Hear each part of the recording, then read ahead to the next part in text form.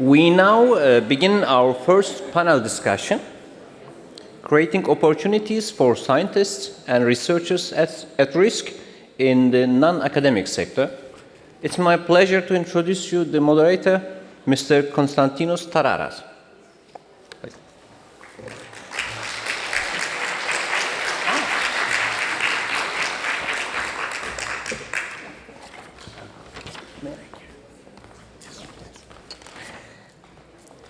Konstantinos Tararas works as a program specialist for UNESCO's Inclusion, Rights and Intercultural Dialogue section in Paris, contributing to a wider range of organizations' human rights-related activities.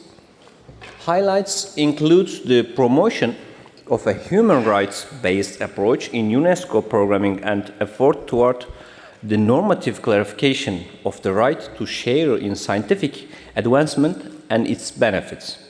Since 2020, he has concentrated on the implementation of UNESCO's recommendation on science and scientific researchers, and currently leads work under UNESCO's program and call to action on freedom and safety of scientists. Thank you, Ferhat, for this brief introduction. Let me call the other members of our panel on stage. Clarisse Angelier, please come on board. Svetlana Dimitrova, Andreina Garcia Reyes, and Myriam Hayatou. Please join me on stage.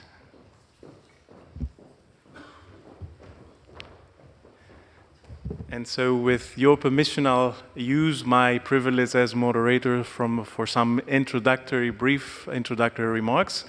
Let me first of all thank the organizers for the trust in me to moderate this very critical panel. And let me share some perspectives from the multilateral world where I'm coming from, and particularly UNESCO, the UN specialized agency on education, science, and culture. I think at the outset it is important to recognize a fundamental problem, structural problem that we're facing, which inevitably impacts the situation of scientific researchers, which is that science is yet to receive the place it deserves in responses to emergencies and conflicts. And this occurs despite the fact that there is broader consensus that science plays a pivotal role in building resilience and accelerating recovery. Suffice it to look at responses provided to conflicts around the world, be it in Syria, be it in Sudan, in Ukraine. The place of science remains marginal and underrepresented. Yet, there are solid reasons to consider that the situation is not exclusively dark. Already for a number of years, we're witnessing an increasing attempt to anchor science and the science process in universally accepted values and principles. Some of the speakers of earlier today made a reference to those attempts. And in fact, we see that, for example, a forgotten human right, the right to share in scientific advancements and its benefits, comes out of the vanishing end of the Universal Declaration of Human Rights of 1948. I think it's an interesting question to ask the research community itself, how many know that there does exist an accepted human rights to science. A second development, and again, many speakers made reference to that, we have at full force academic freedom, scientific freedom, making their entry in UN forums like the UN Human Rights Council. And that really thanks to the efforts of many of the institutions that are present here today. Having said that, of course, there is a lot of terrain that needs to be covered. I think it's indicative that the majority of constitutions around the world do not contain an explicit reference to the right to science or to scientific freedom. And so where does UNESCO fit in that picture? The trend that I was talking about is really a trend that is visible at UNESCO and has been also promoted, nurtured by UNESCO. A milestone in that respect is a recommendation of 2017 on science and scientific researchers, which really provides a comprehensive vision of science that is anchored in universally accepted values. For example, linking the purpose of science to the promotion of UN ideals and the purpose of the UN. Creating an interface between science and society. Building links between scientific evidence and policy making. Recognizing science as a common good. And so within that ecosystem, the issue of scientific freedom and the protection of scientists is a central tenet. The 194 UNESCO member states that adopted the recommendation acknowledge that intellectual autonomy and the safety of scientists is a precondition for the quality of science and ultimately for scientific progress and innovation. And so in 2023, UNESCO member states decided to create a dedicated program on freedom and safety of scientists as a trigger for a stronger implementation of the entire instrument. And only a few months later, they developed, with more than 60 member states supporting, a call to action on freedom and safety of scientists, which highlights operational priorities. Let me very briefly name 3 of them that I think have a direct connection with the issue of emergencies and protection of science in that context. The first one is engaging member states, and there's a very recent UNESCO initiative of late March this year to promote science diplomacy, where a key topic, a key issue and consideration is how science and scientists can be protected in emergency and conflict settings. Secondly, the issue of data collection and analysis. We know that the number of researchers in exile is increasing, yet the knowledge that exists on what is the situation they are confronted with, what are the challenges, remains quite limited, and this is something that needs to be remedied. In that respect, UNESCO will be launching, and I'm knocking on wood, in the next 2 weeks, a small research project that looks at the issue of gender and women scientists in emergency and conflict settings. And perhaps this is already an opportunity to engage with some of the audience and the institutions that are present here today. Final point, enhancing capacities on the ground. And there, UNESCO is working with Ukrainian authorities to finalize an action plan on sciences in Ukraine, also with engagement with the European Commission. The idea being that we support immediate needs, and obviously there the priority are the researchers, supporting their livelihoods, finding ways to support the continuation of the work, but also creating an enabling policy environment for sciences in Ukraine. I think, listening also to the speakers earlier today, there are 2 key words that come out. The first is upscaling. There is an acknowledgement that more is being done in recent years, but clearly, it's not enough. And secondly, synergies. And we saw that particularly in the context of developing the Ukraine Action Plan. There are quite a lot of initiatives supporting, providing solidarity to scientists from Ukraine in exile, but how all these connected together is still something that is missing. So moving to the panel at hand, which is about really creating opportunities on the ground with focus on scientists who have already fled their country, and the idea of connecting and creating opportunities beyond academia and moving into the private sector. So what issues are they commonly facing? What support is usually provided? And what do we learn from institutional successes and failures? Also, what are the personal stories? And so how can we create open but also sustainable pathways for a transition into the private sector? These are some of the questions that will be addressed by the panel, and I would be very happy to count on the support of exceptional speakers around me that I will have the pleasure to briefly introduce, starting from Clarisse Angelier, who is to my right. Clarisse is the General Delegate of the Association Nationale Recherche et Technologie. She holds a doctorate in material sciences and is a metallurgical engineer. Importantly, she helped create the first public-private economic interest group involving companies like NAM, PSA, Renault in 2000. In 2011, you launched an annual competition to encourage CIFRE doctoral students to create their own company, and this was afterwards repeated in other countries. And in relation to your current position, since 2016, you're the first woman to head the National Association for Research and Technology, created in 1953. So a warm welcome to Clarisse.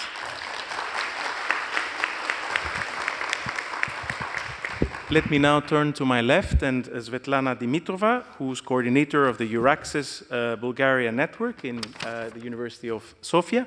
Svetlana coordinates National EURAXESS and is devoted to EURAXESS Science for Refugees initiative on European level. She leads international EURAXESS team working on the process of training, mentoring and integrating the refugee and displaced researchers in Europe and in the European labor market. Currently, she runs the EURAXESS internship program. We'll have an opportunity to hear about that later on, for refugee and displaced researchers in non-academic sector in Europe. Welcome to Svetlana as well. Then back to my right, and Andreina Garcia Reyes, a research engineer, specialist in marine magnetism. She earned her degree in geophysical engineering from Central University of Venezuela, and followed a PhD in Earth and Environmental Sciences from the Institut de Physique de Globe in Paris. Andreina is a former Post laureate, born in Venezuela, naturalized French citizen, and now using her academic skills in the private world. And finally, to my left, Myriam Hayatou, International Director of Science Programs at the Fondation L'Oréal. Myriam is the International Director of this program. She moved from market finance to geopolitics, managing more than 15 social impact projects of the World Bank in Latin America and Sub-Saharan Africa. And she also holds a degree in neuropsychology from Berkeley. So a warm welcome as well to Myriam. So with those introductory points, let me now move to our conversation that we will try to make as fluid and interactive as possible. So it will be based on a sequence of questions and answers from me and the speakers. And in order for that to succeed, I really welcome and ask them to stick to 3 minutes per reply, so that we have an opportunity to conclude and also have an exchange with our audience. So with that, let me first turn to Myriam. Myriam, you're working in L'Oréal, and we know the commitment of L'Oréal and its foundation for science, both in its context, but also internationally. So I would like to hear from you, what is your vision? How do you see the importance of valorizing and recognizing researchers, particularly women researchers? The floor is yours. Sorry. Thanks a lot, Konstantin. Hi, everyone. I'm very, very honored to be here and to talk about this crucial question. So yes, L'Oréal is extremely dedicated to women in science, to research science, and women particularly, since 27 years now. It's really in the DNA of the group. Why? Because this group was created by a chemist in 1907, who decided to help women, actually, to help women recover dignity. It was between the wars, and so it was really important for him to try. He was saying that he wanted to drive gold, powder gold, to all women homes, and actually it was the Elnet powder for the hair. So the DNA of the group is really to use science as a robust weapon to help the world. And that's why they say we create the beauty that moves the world. So beauty is not superficial or just cosmetic. It's really an ally to move the world and have peace in the world. Why do I say that? Because it actually trickles down in all the actions. The CEO always says our values drive our actions. And this is a call to all the private companies today, that private companies are really part of the society. They're not just there to make money, they have a duty. And we have a duty to play a role among the citizens, because we know that we have an impact on them, and we can scale up our actions. So what do we do?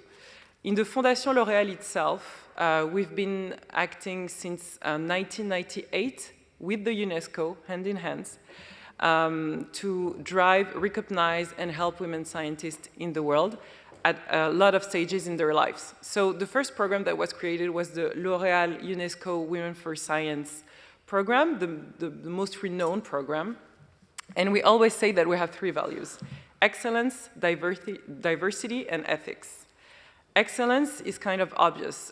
We select our jury, those are the best scientists in the world, and I'm saying that in a very humble way, but it's true. 7 of our laureates have been Nobel Prize after being recognized by our prize, and so it's really important for us to have this excellence in all the programs that we have, to also show that women are excellent, and they always have been. So this is not why they're being invisibilized. And I'm saying that because you all know that there are stereotypes that say that, for example, women are less good than men in science, in math particularly. So since 1998, we've been helping 4,700 women in the world, which is huge. And how do we do that? 3 actions: money, training, communication. Money, we fund their research. We help them continuing research, especially at the leaky pipeline stage, which is when they have their PhD or postdoctorate. They have other duties in their life, and the whole world is becoming too complicated to stay in, so we help them with this funding.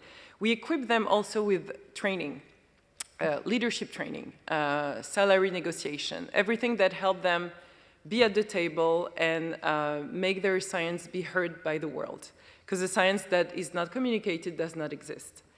And then we have communication. We massively communicate for female scientists in the world. We have this campaign in airports that have been going for years as well. And why is this important? It's not just communicating, it's replacing the stereotypes that people have in their minds about scientists being a white male of a certain age. And so it's really important to substitute a new stereotype for people to understand that science has no gender and excellence has no gender. So to summarize and to stick to my time, we have 3 big programs. So the senior program that you know, where we pay tribute to the whole career of a woman. Then we have the doctorate and postdoctorate level.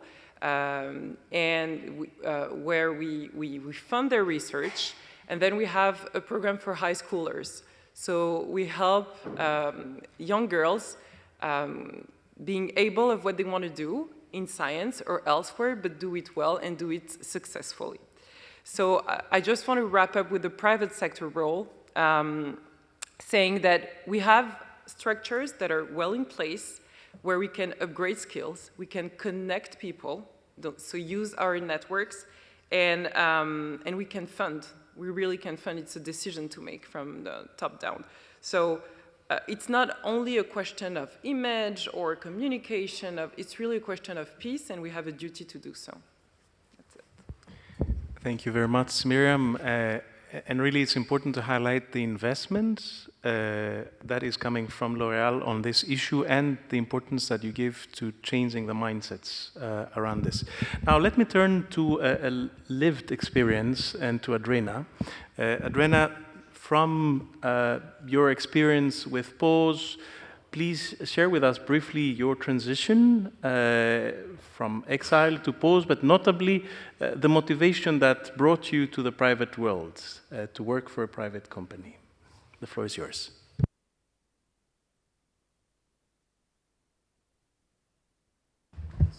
Thank you. It's fine. Yeah. Yes, thank you. Well, thank you for the invitation and to take this responsibility to speak as a sample of the researchers and former laureate from the program PAUSE. As it was said from the beginning, so I am from Venezuela. I started to do my PhD in France at that moment, in 2013, I was not in the program post. It was at the very end of the PhD when I entered into the program.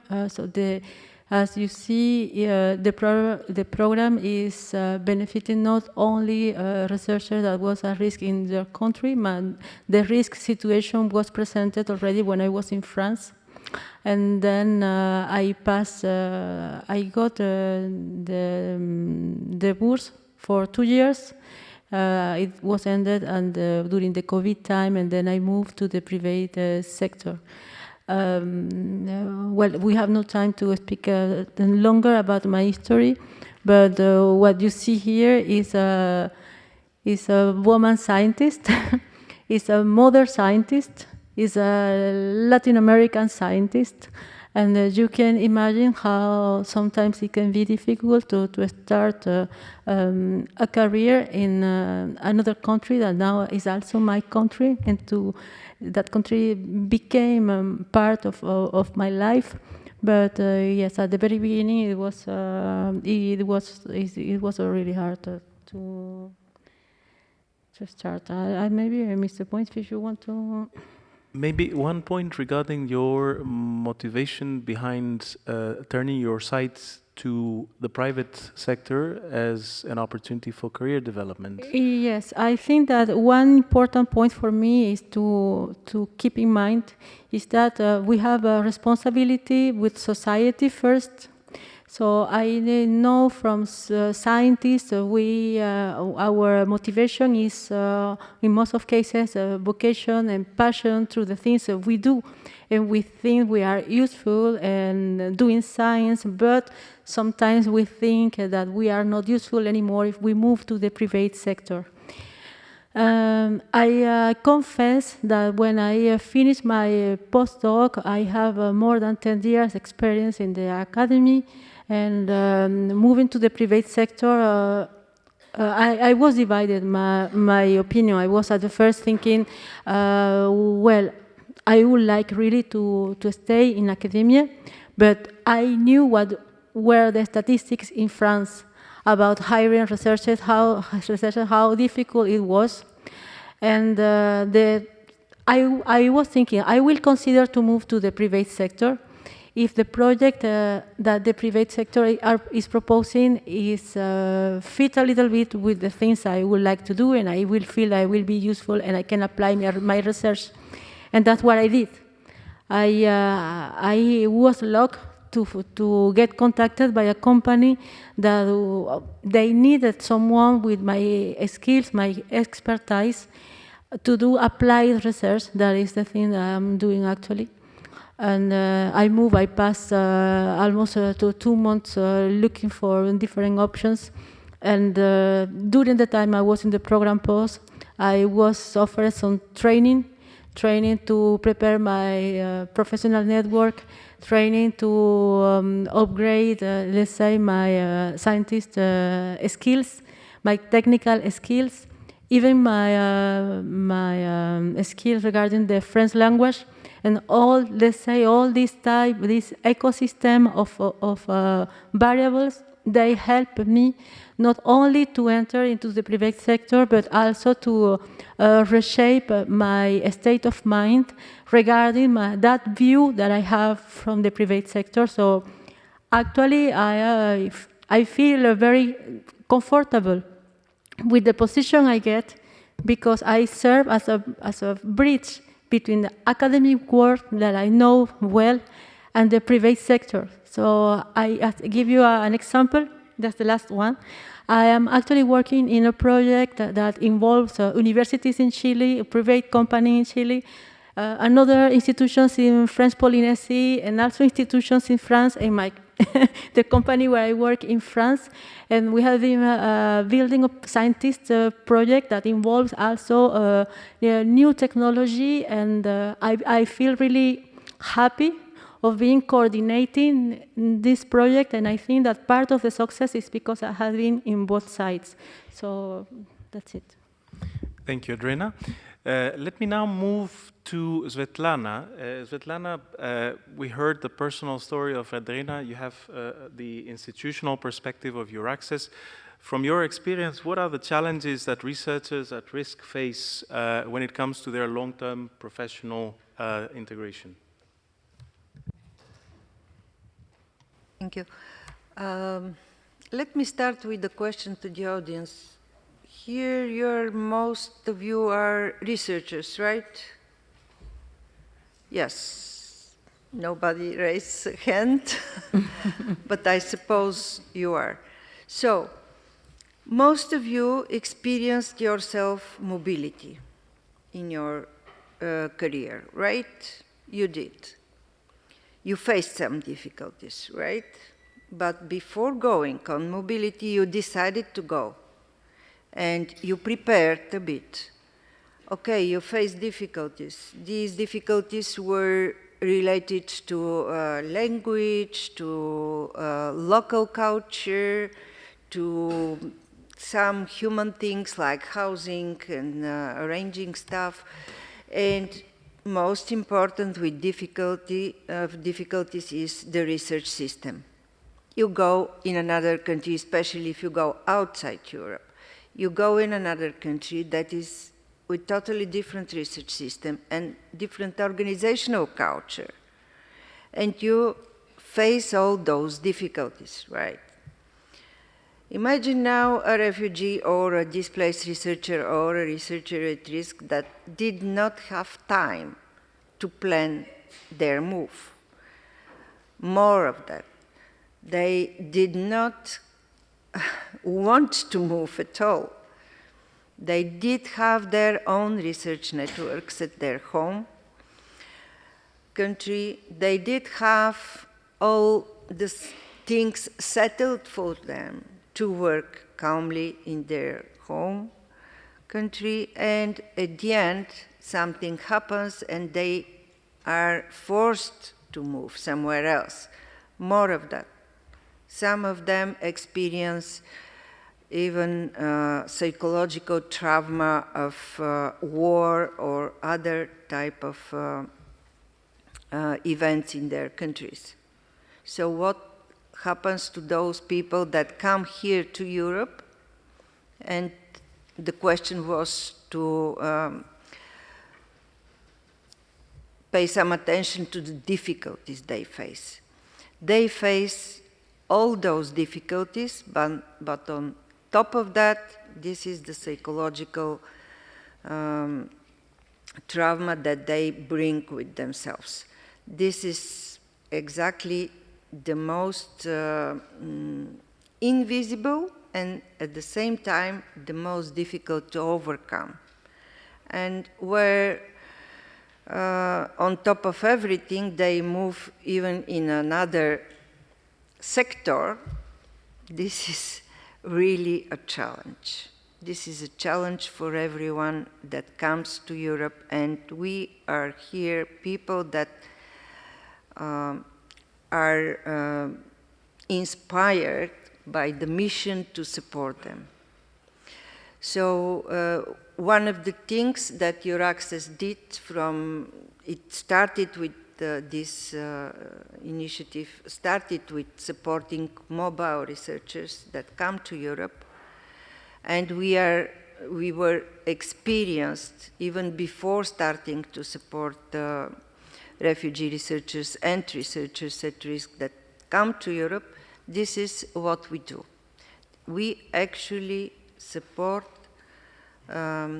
with everyday integration in the local culture integration, but recently we also think on supporting them in integration of the labor market outside academia.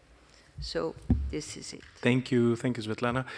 Let me now turn to Clarisse and staying with a broader perspective. Clarisse, could you share with us your perspective and overview of the landscape of partnerships between research and the private sector?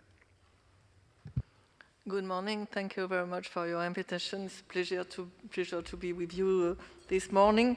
First of all, in fact, sorry, thank you. The landscape of the public-private partnership for research We have three types of cases. We have big size company and some small and medium companies that do research as a DNA of their future. They do research at the basic level, at the applied level, and try to develop this research in development to go to the market as innovation. And they know that the knowledge and the basic research is somewhere the base of their capacity, their ability to develop new innovation, and their competitiveness. Then they are very keen to work with academic partnership, with academic partner, and they develop a joint program, they develop joint laboratories, and when we go to these laboratories, we don't know who is who, and it's absolutely wonderful, the performance is very high. And on the other side, since 2017, President Macron has been setting up the right condition to set up and to develop startup. And we can say now that we are a startup nation. The problem is to help them to scale up because it's good to have many startups, but we need to develop the capacity to put innovation to the market and stay in the market and develop the employment and the social stability by this reindustrialization. And between these two sides, or the two positions, two cases, we have a large range of companies that do not research, not enough.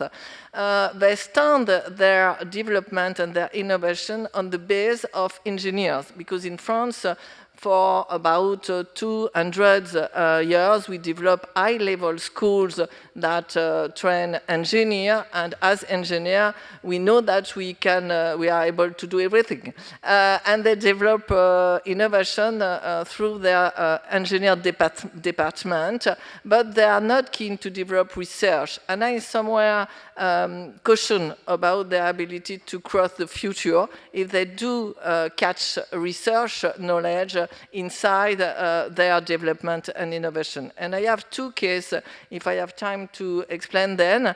One case, it's a very strong, very large company for mechanical pumps, and they do not research.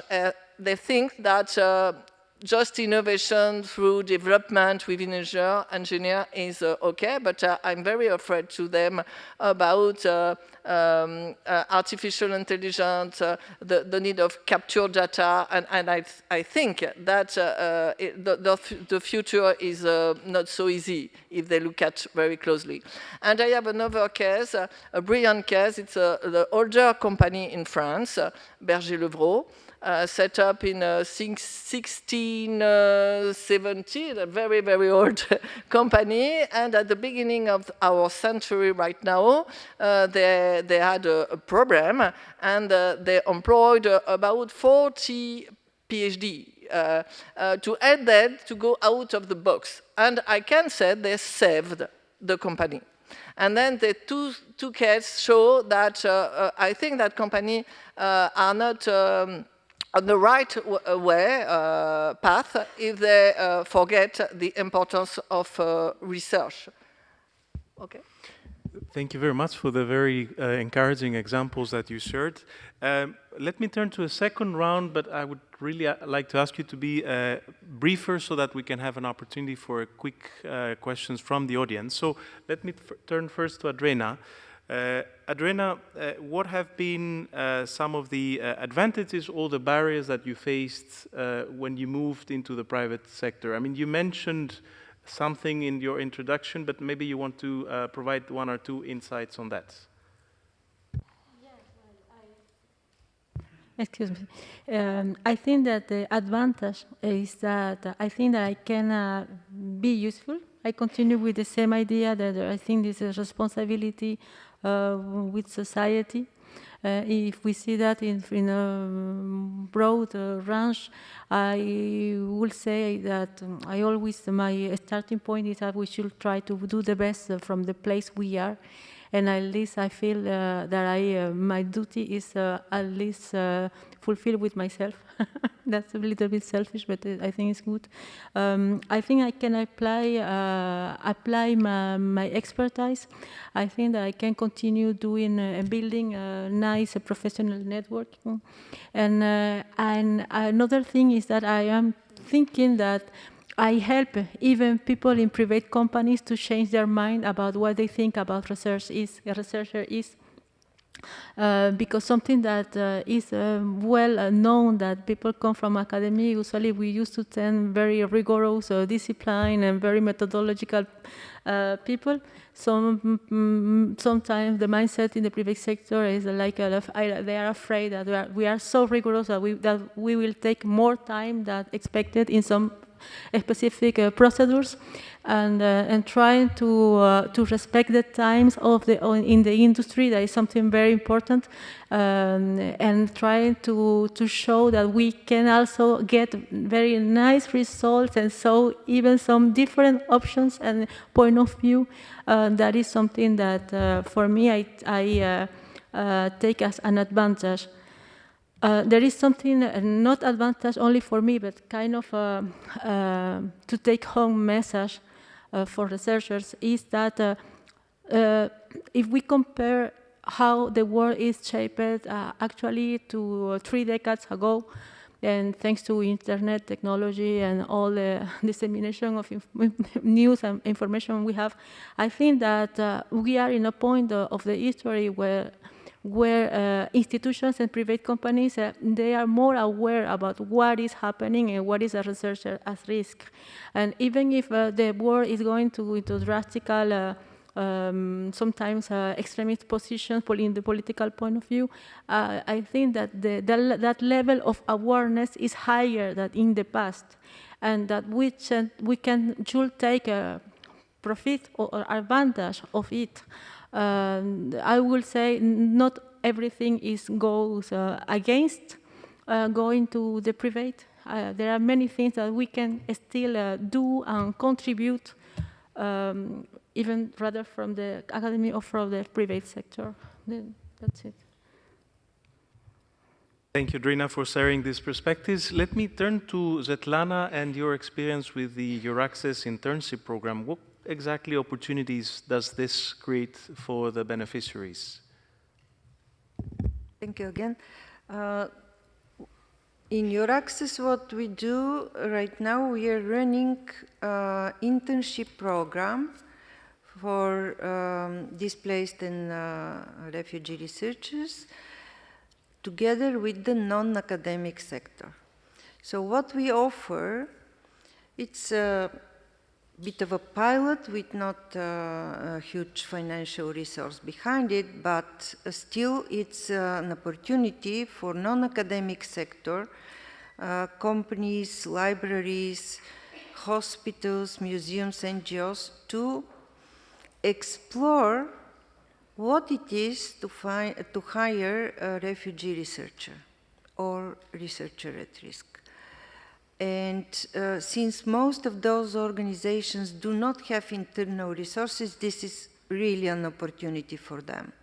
And for researchers, is an opportunity to meet non-academic sector, to see how it works inside it, and build connections with most probably their future employer. And this is the purpose of the program, to meet them and to support them. There are some challenges, of course, and the biggest challenge is in the mindset of the employer. Employer, of course, thinks most of the time to find the easiest way to hire a highly qualified specialist. And the easiest way is, of course, to look among locals. They are afraid to hire external from other countries, especially if it is a refugee. This is to break this mindset. Thank you, Svetlana, for bringing this perspective. Let me turn to Myriam. in the L'Oréal Foundation, you have launched within the broader commitment on women in science, something specific on science in exile. You may wish to share a few perspectives on that. Sure. So in 2022, when the Ukrainian crisis hit, my predecessor decided to respond very actively to the pause emergency call. And so we gave 300,000 euros right away. And then we decided to fund annually this program to have a constant action on that. And we also decided to include a very specific part of the ceremony we have been having since 27 years with the UNESCO for women scientists in exile. And I just want to talk about how moving it was to, as Svetlana was saying, it's extremely important to understand that there is constraint in their path. They're forced to move. It's very abrupt, and you know that when we are traumatized, the first thing the brain does is being in sedation and being numbed.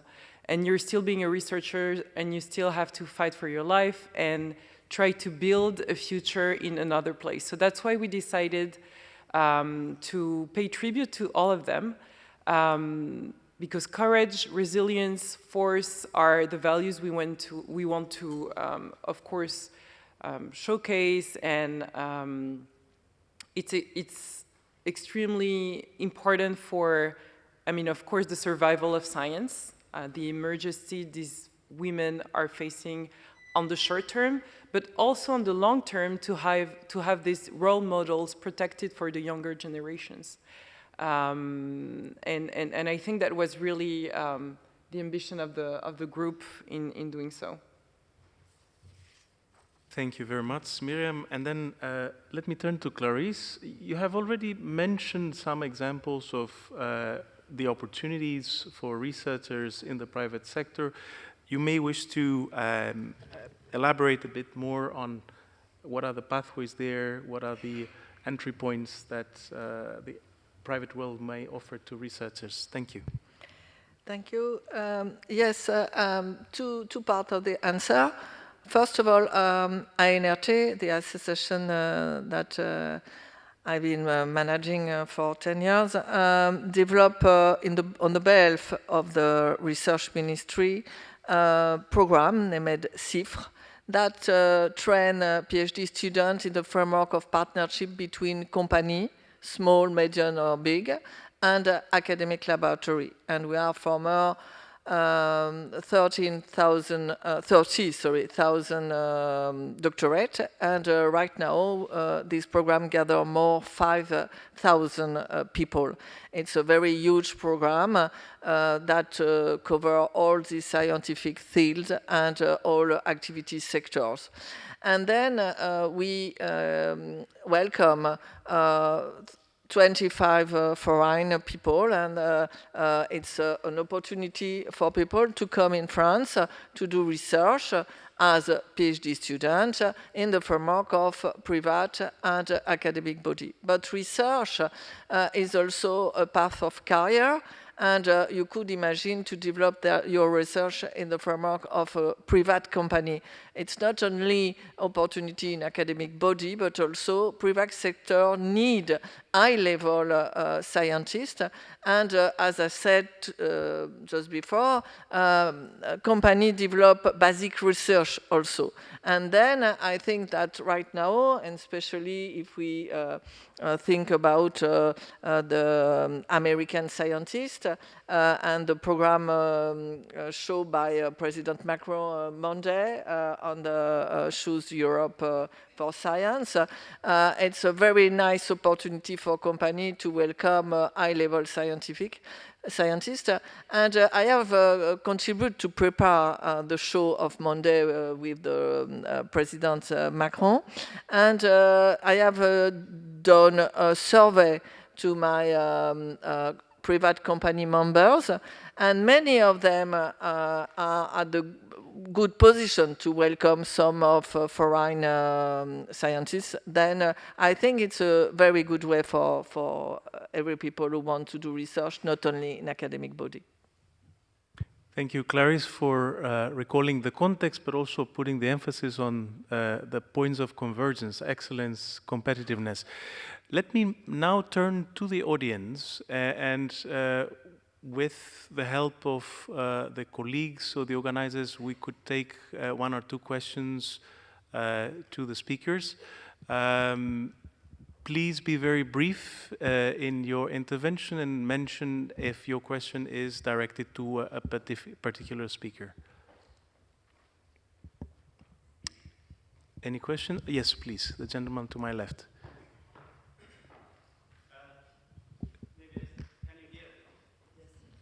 Yes. Okay. Thank you so much. Yeah, thank you very much. It's very interesting talk. As you mentioned that we are coming from different culture and different perspective or different ecosystem even. And we have been to academic sectors for many years. For example, myself, I've been for 15 years. I was teaching. Then I wanted to transfer from academic to company. As Andrea mentioned that we love our academic background and to be an academic, but the academic sector is very competitive, especially in Europe right now. The people which they are coming from countries like underdeveloped country, it's very difficult for them to compete with those people which they are familiar with the culture and with the culture of education in here in Europe. So my question is that I applied for a company, and then the company said, okay, you're from academic background, is very nice, we are happy. But there is one thing, there was a comment that you don't have industry background, because I have been to the academic sector. And then that was one reason to reject my application. And then after that, then I applied in another company, and the other company said that, oh, this is good, but you are overqualified because you been 15 years for teaching and also leading some organization. So now I want to get your comment. What should we do now? Thank you. Anyone in particular in the panel, or whoever wants to? Anyone want to give? Maybe we take another question, and then I turn to the panelists for comments. Please, the gentleman in the middle, and then.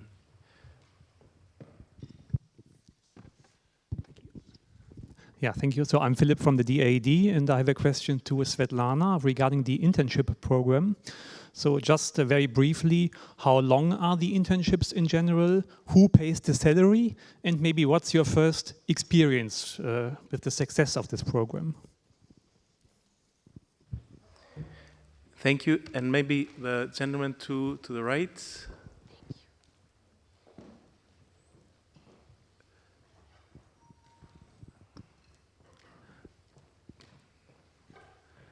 The women of the audience are not... Thank you so much. I had a question regarding the dispositif CIFRE. How does it work in your case, for example, Clarisse, in your association Nationale, Recherche, Technologie? And you mentioned a case when, if I heard well, a PhD student after CIFRE created his or her own company. What was the case and how it worked? Thank you. Thank you very much. Svetlana, maybe the question to you. Please go ahead. Okay, the program is supporting, as I said, both.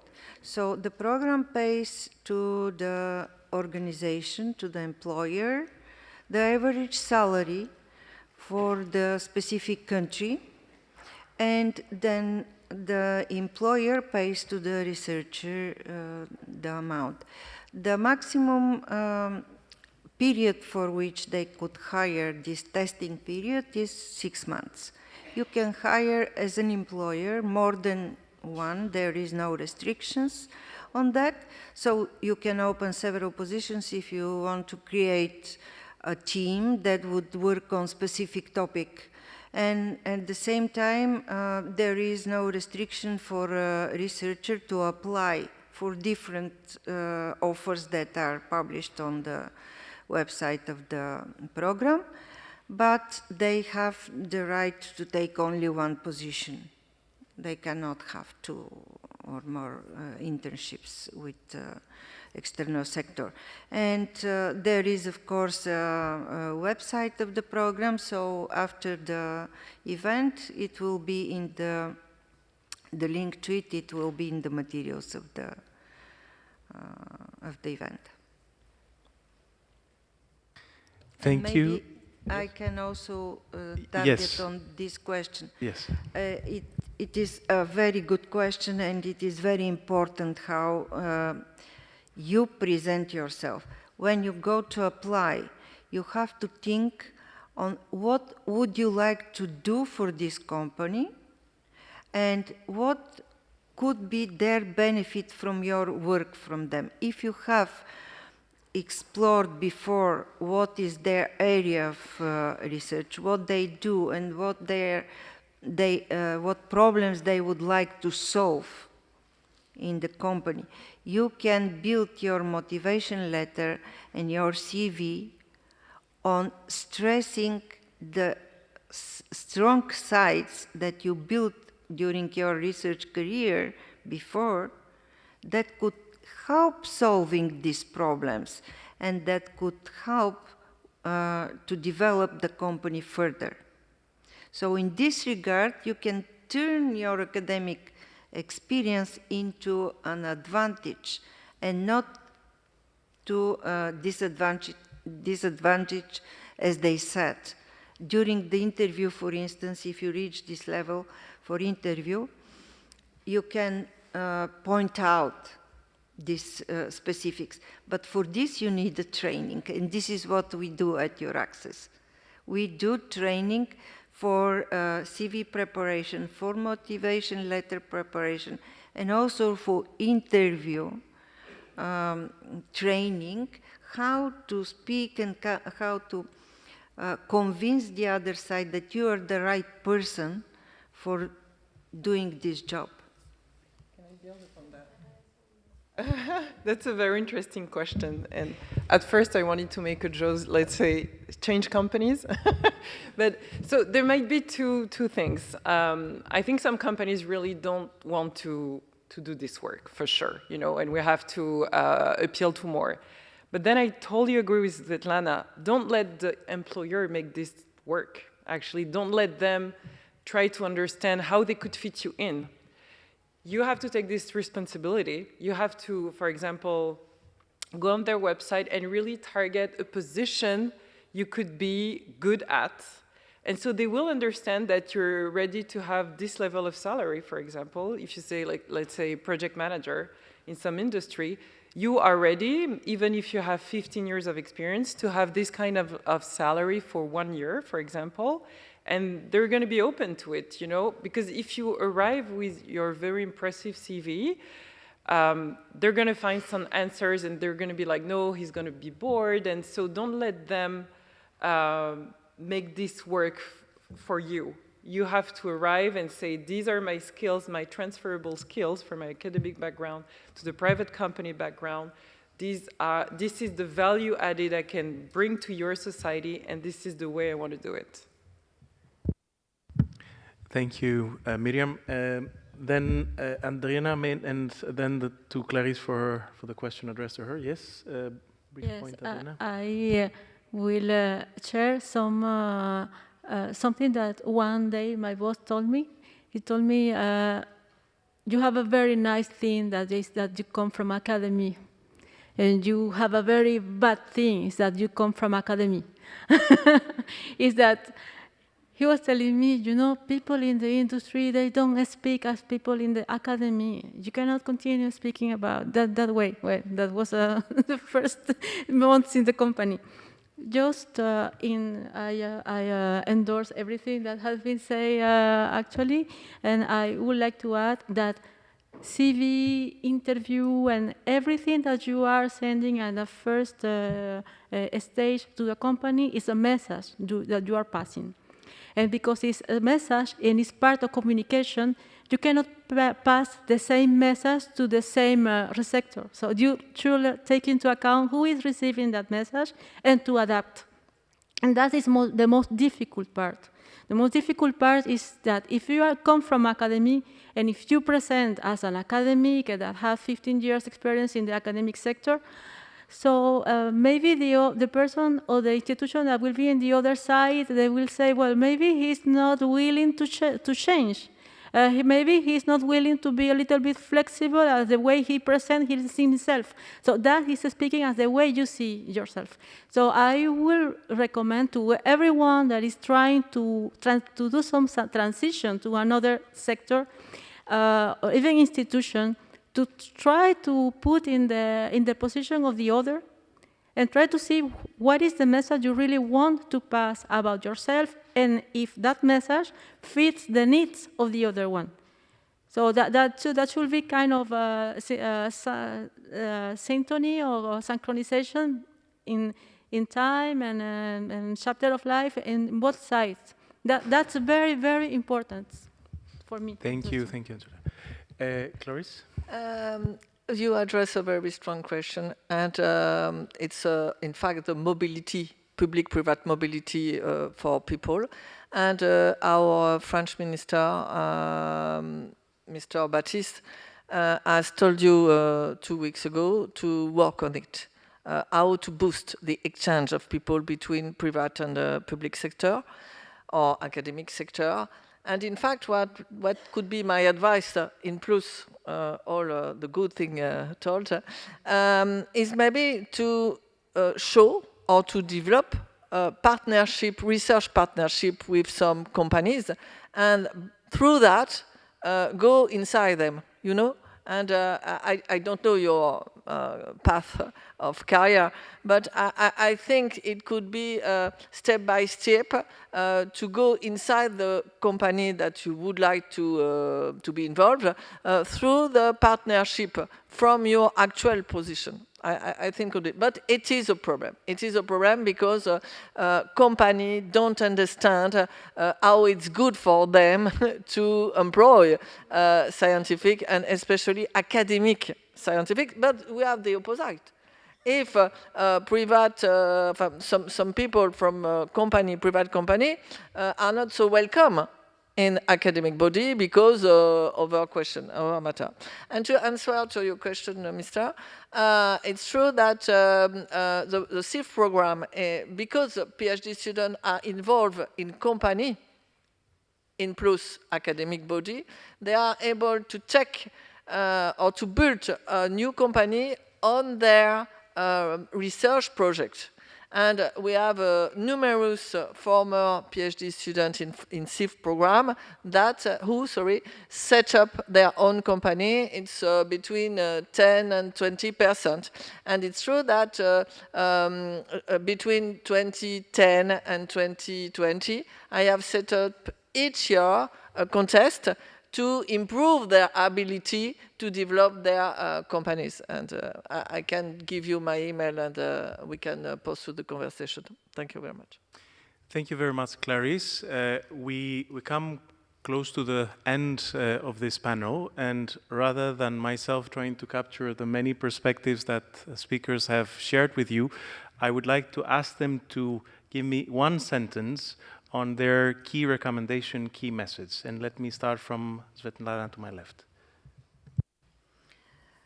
The key message for the researchers, for the scholars at risk and for the refugee researchers in Europe is going outside academia, going to the private sector or to public sector, but non-academic one, is not a failure. It is an opportunity for you to change your life in a different way, to go and see new world and explore new opportunities. And there are institutions, there are people that are here to help you. Thank you, Svetlana. Myriam? Okay, I'm going to be really short. I just want to say that there are private sector companies that are super happy to welcome people like you, researchers, people from academia who understand the richness of all these paths together. So don't be discouraged, try, reach out to people. And I want to say that in these crucial times, we need each and every one of you. Just, you can share information, you can organize in your structure, wherever you are, you can organize lunches with people to talk about what you heard today, or reach out to people. Just act now, act small, but act, please. Thank you, Myriam. Andreina? Yes, I will address another aspect. It's about time. So yes, private sector is welcoming researchers at risk, but I will recommend to start thinking about it, taking action just now. So don't expect for the scholarship or the fellowship to reach the end, just to start thinking about it. Just take all the opportunities you can have and try to build your professional network. That will help for sure. Last but not least, Clarisse. Some words, be open, don't close yourself, do what you like, what you love, and research is passionate, as are people in the academic body, but also in private company. They are absolutely passionate for research. Thank you very much. A pleasure. A round of applause for our panels, and let's move to the next session.